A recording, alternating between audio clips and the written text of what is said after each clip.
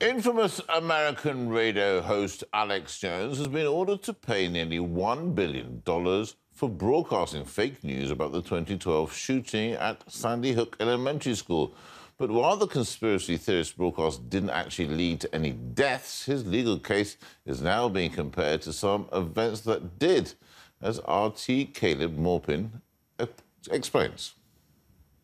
It's commonly said that American liberties end where someone else's nose begins. A Connecticut jury has just ruled that Alex Jones inflicted emotional trauma when he used his freedom of expression on his radio program. Some people aren't buying it.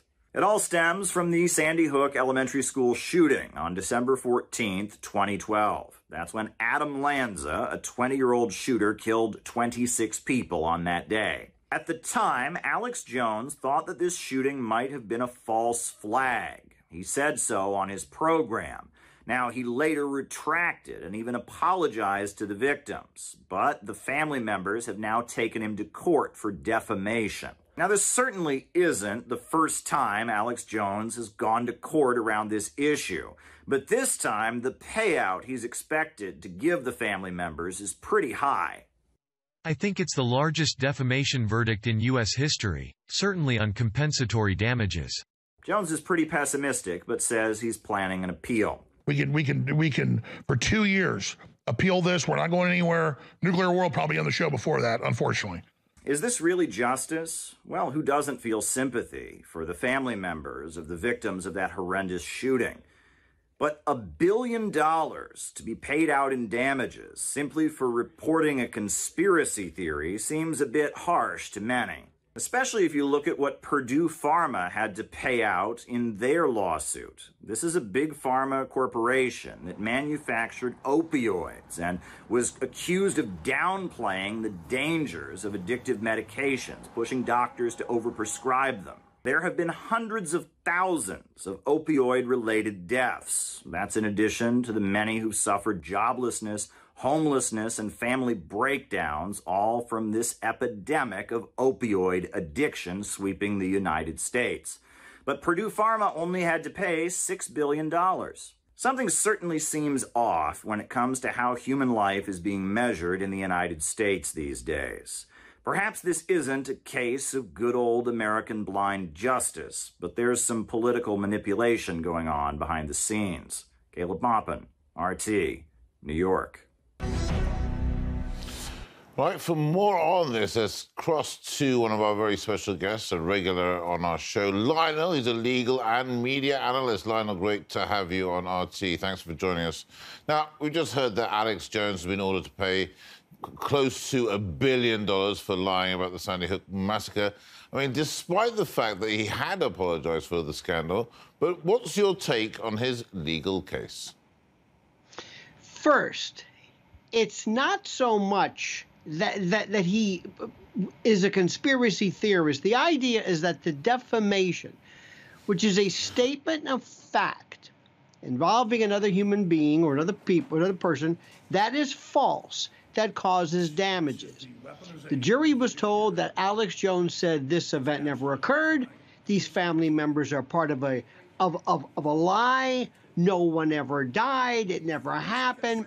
And they successfully, well, let me backtrack a little bit, but they successfully argued that they were now the victim of this witch hunt from people who came to their houses and bothered them and claimed you're a liar and you're a part of this.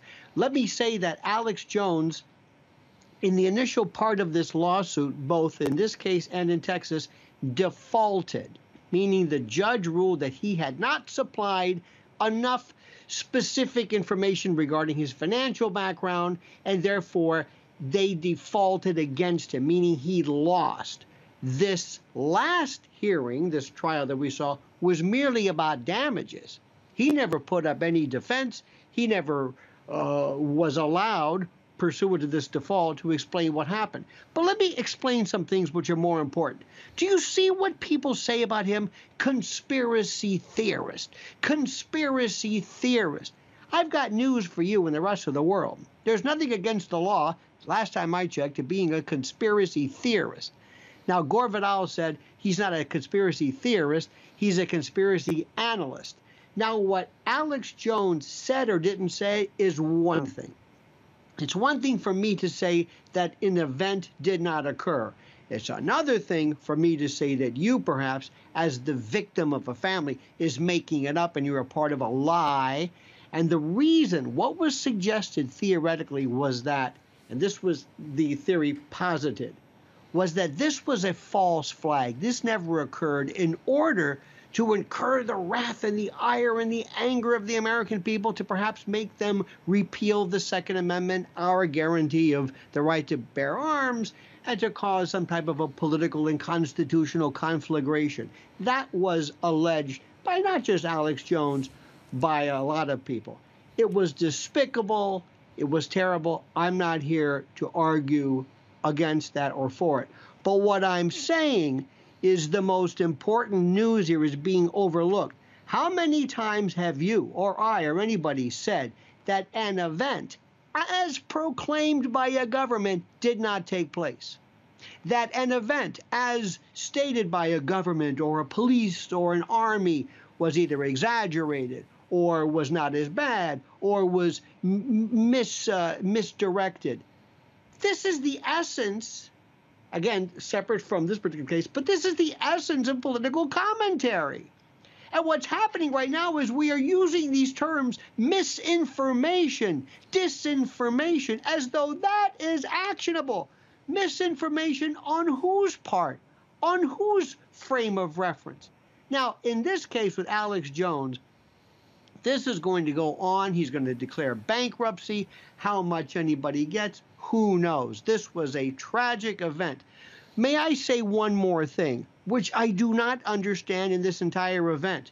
If I say that a murder, a shooting, a mass murder did not occur, that it's all fictional, do you know how easy it is for somebody to say, may I show you some pictures? These are crime scene photographs. This is videotaped evidence. Would you like to see this? How does anybody claim that an event didn't take place without someone coming forth and saying, here are the pictures, here's the evidence? These children who died didn't show up to school anymore. They are dead. Here are the death certificates. I still don't understand how this could even be claimed in the first place, but the implications are far greater than the particular case at hand. Lionel, as always, a pleasure talking to you. I mean, sadly, I'd like to take this a bit further. I enjoy our conversations. We've run out of time. Thanks so much for joining us here on RT. We'll speak again soon, no doubt. Thanks again. Thank you, sir.